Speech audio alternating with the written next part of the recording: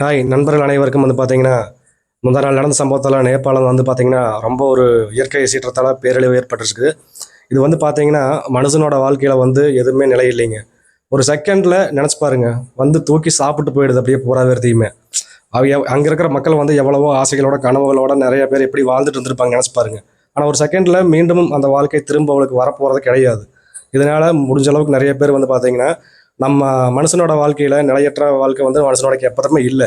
அங்க இருக்கிற மக்கள் எவ்வளவோ ஆசைகளோட கனவுகளோட நிறைய பேர் எப்படி வாழ்ந்துட்டு இருந்திருப்பாங்க நினைச்சு பாருங்க. ஆனா ஒரு செகண்ட்ல மீண்டும் அந்த வாழ்க்கை திரும்ப அவளுக்கு வரப்போறது கிடையாது. இதனால முடிஞ்ச அளவுக்கு நிறைய பேர் பாத்தீங்கன்னா நம்ம மனுஷனோட வாழ்க்கையில நிலையற்ற வாழ்க்கை மனுஷனோட எப்பவுமே இல்லை.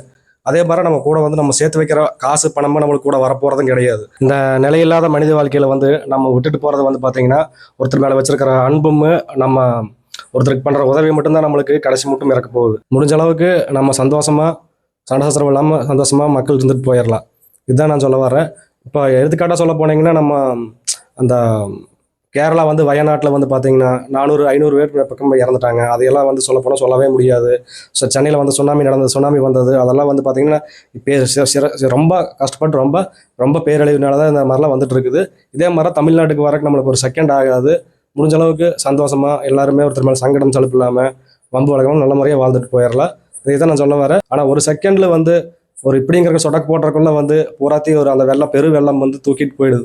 ஒரு செகண்ட் காணாமல் போயிடுது. இதை நினச்சி பார்க்கும்போது நீங்கள் இதை நினச்சி கீழே கமெண்ட் பாக்ஸில் என்ன நினைக்கிறீங்கன்னு கீழே கமெண்ட் பாக்ஸில் கமெண்ட் பண்ணுங்க.